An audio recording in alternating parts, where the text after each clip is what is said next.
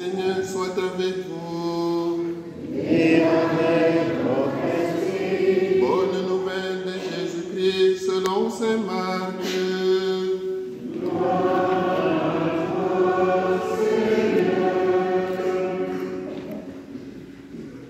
En ce temps-là, Jean, l'un des 12, disait à Jésus: Maître, nous avons vu quelqu'un expulser les démons en ton nom.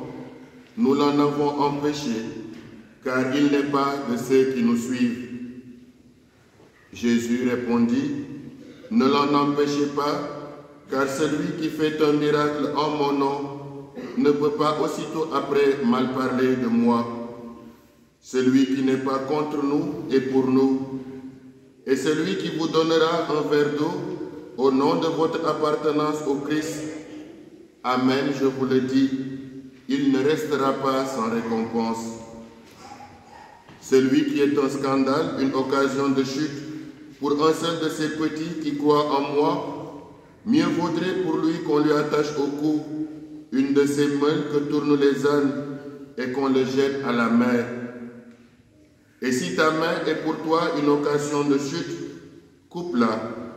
Mieux vaut pour toi entrer manchot dans la vie éternelle que de t'en aller dans la gêne avec tes deux mains, là où le feu ne s'éteint pas. Si ton pied est pour toi une occasion de chute, coupe-le. Mieux vaut pour toi entrer estropié dans la vie éternelle que de t'en aller dans la gêne avec tes deux pieds. Si ton œil est pour toi une occasion de chute, arrache-le. Mieux vaut pour toi entrer borgne dans le royaume de Dieu que de t'en aller dans la gêne avec tes deux yeux, là où le ver ne meurt pas et où le feu ne s'éteint pas. Acclamons la parole de Dieu. Louange à toi, Seigneur Jésus. Dieu est amour. Dieu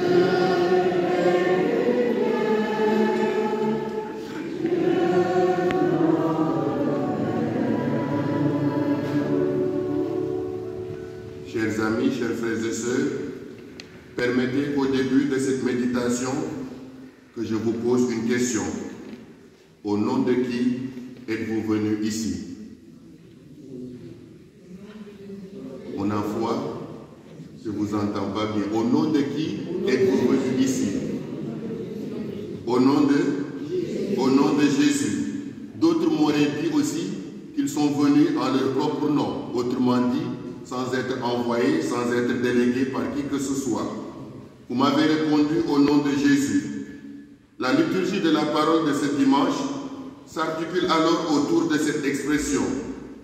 En effet, deux situations sont relatées pour nous faire comprendre que nous sommes là au nom de Jésus. Et nous partirons d'ici pour vivre dans le nom de Jésus, c'est-à-dire comme des missionnaires, des envoyés. La première situation est celle évoquée dans la première lecture. Moïse est un prophète. J'ai mes amis, les enfants qui sont là. C'est quoi un prophète? Un prophète. C'est quoi un prophète? Moi, je ne connais pas. Je veux connaître. C'est quoi un prophète qui peut nous aider? C'est Superman? Ou Batman? C'est quoi un prophète? Dans la Bible, on voit qu'il y a plusieurs prophètes. D'ailleurs, il y a une classification qui fait, on a les petits et on a les grands prophètes. Parmi lesquels on a Isaïe, Ézéchiel, Jérémie. Si vous ouvrez votre Bible, vous vous retrouvez. Mais aujourd'hui, le mot prophète va nous aider. Lorsqu'on parle de prophète, on dit Moïse est un prophète. Prophète, c'est un mot composé qui nous vient bien sûr du grec. Et quand on dit prophète, il y a pro et fémi. Et fémi, ça signifie, c'est le verbe dire. Et pro, c'est dire au nom de quelqu'un. Donc le prophète, il est envoyé, il parle au nom de quelqu'un. Prophète signifie celui qui parle au nom de quelqu'un. Il a été choisi par Dieu pour délivrer le peuple.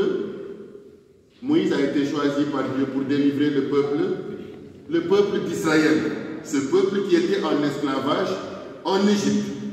Au courant de sa mission, il est suggéré à Moïse de choisir 70 anciens pour l'aider dans sa mission. Et dans ces 70, l'Esprit était descendu sur eux pour qu'eux-mêmes puissent pas faire le prophète, mais puissent parler au nom de Dieu.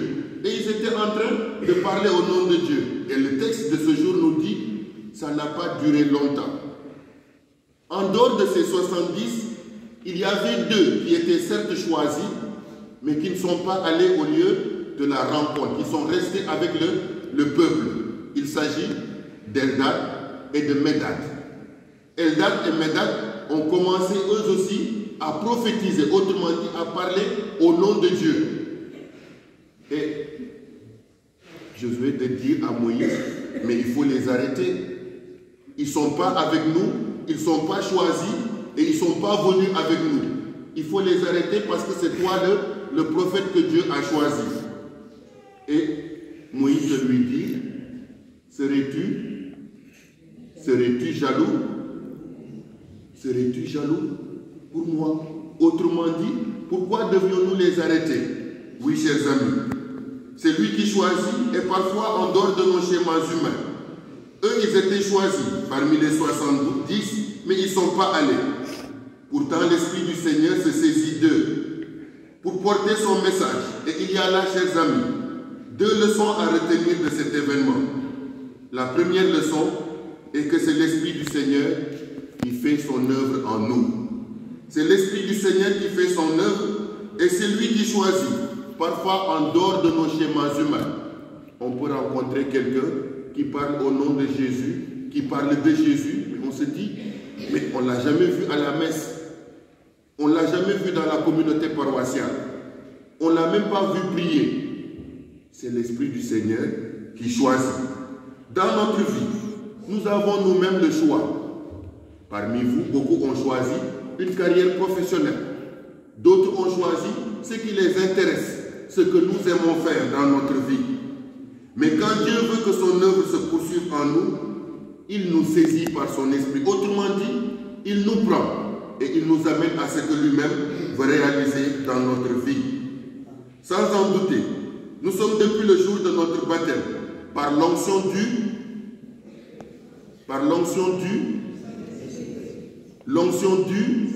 au jour de notre baptême. Le prêtre a tracé sur notre front de l'huile. Comment on appelle cette huile? Le Saint-Crème. Par l'onction du Saint-Crème, nous sommes nous aussi des prophètes, des hommes et des femmes choisis pour parler au nom de quelqu'un. La deuxième leçon se rapporte alors à notre mission de prophète dans un contexte assez particulier. Un monde en mutation. Et on va plus loin, on dit, dans un contexte de déchristianisation. Autrement dit, dans un contexte où il est même difficile de montrer que nous sommes chrétiens. Où tout est mis dans un même sac. On ne parle plus de signes ostentatoires. Mais dans ce monde, nous sommes encore prophètes. Le choix est fait par l'Esprit de Dieu. Mais aussi, le message que nous avons apporté, nous vient de Dieu lui-même et de son Esprit. C'est en fait parce que l'Esprit que nous est donné, que nous devons être capables de rayonner dans cette vie. L'Esprit nous est donné dès le jour de notre baptême. Que le monde soit en mutation ou pas, nous devons pouvoir rayonner de la vie que nous avons reçue. Et pour rayonner de la vie de ce que nous avons reçu, il nous faut savoir écouter la voix de l'Esprit. Et écouter la voix de l'Esprit nous amène aujourd'hui à comprendre ce que Jésus lui-même nous dit. Comme être humain, nous avons nos 5 sens. Mes chers amis, les 5 sens, c'est... Quels sont les 5 sens de l'être humain? On n'est pas en classe, c'est dimanche, excusez-moi. Mais on fait un peu de... Les 5 sens. L'ouïe, la vue,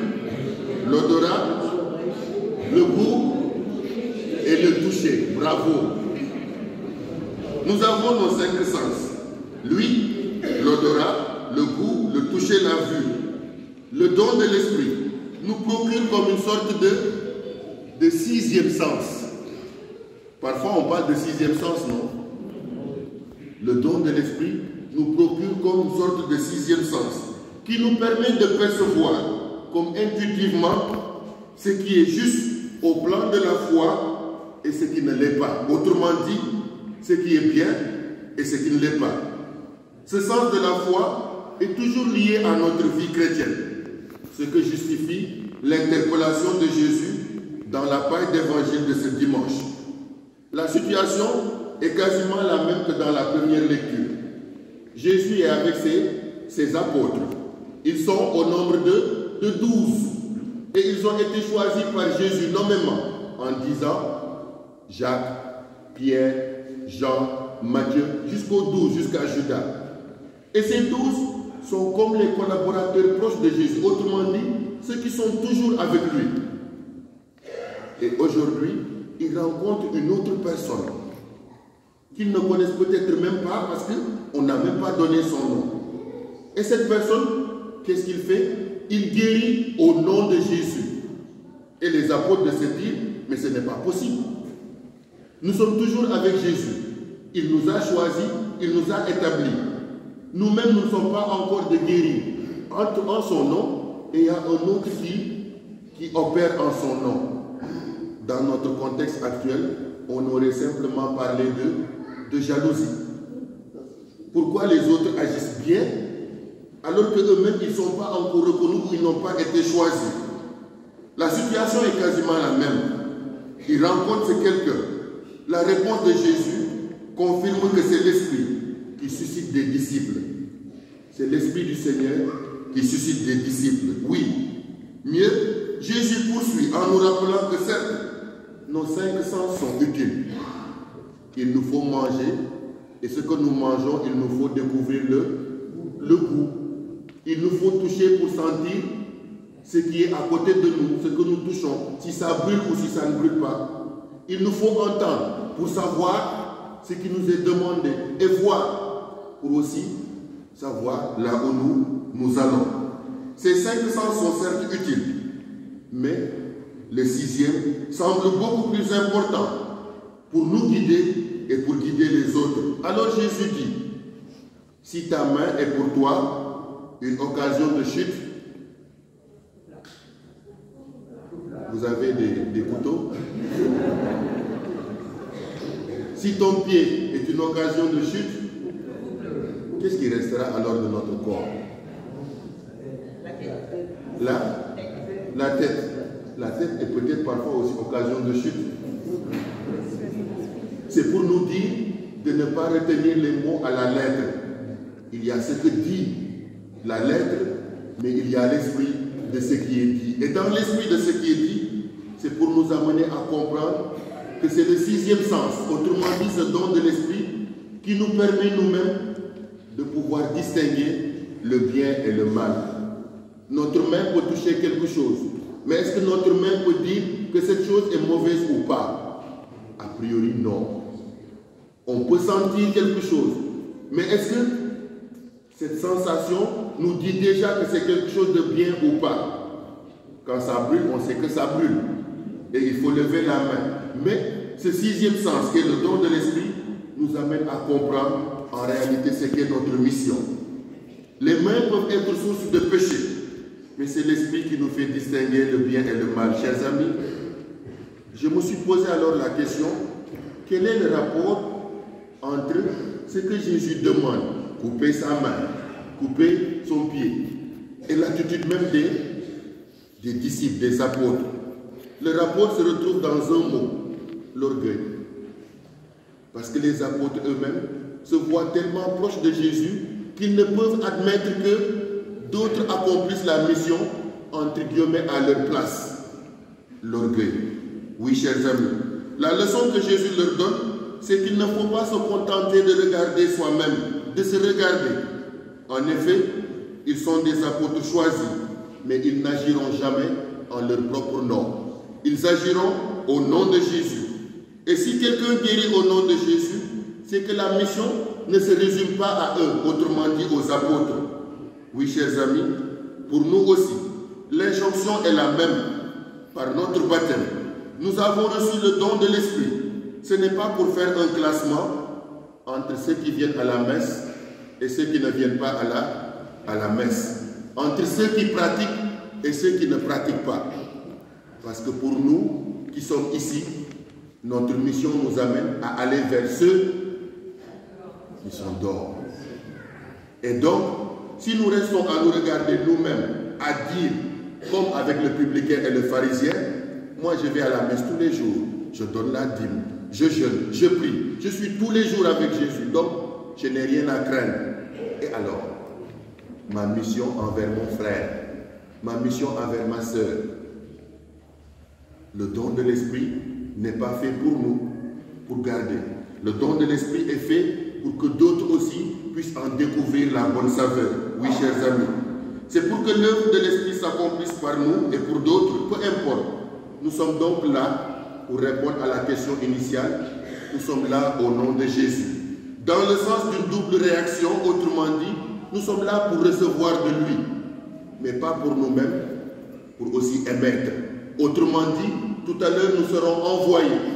Puissions-nous être de vrais envoyés. Et c'est pour cette raison que Saint Jacques nous dit qu'il n'y a pas d'autre plus grande richesse que le nom de Jésus. Il parle aux riches, entre guillemets. Mais ce qu'il veut dire, ce n'est pas de dire que la richesse est mauvaise ou pas. Non. C'est de dire simplement que cette richesse éphémère passe. J'aurais beau avoir un compte en banque fourni, de grandes maisons, des biens, mais tout cela passe. La grande richesse à chercher et à conserver, à garder, à partager, c'est bien sûr le nom de Jésus. D'où l'invitation tacite de Saint Jacques. Chers amis, que l'Esprit alors continue de nous transformer pour que nous parlions toujours au nom de Jésus, que nous vivions au nom de Jésus et que nous vivions pour sa plus grande gloire maintenant et pour les siècles des siècles. Amen.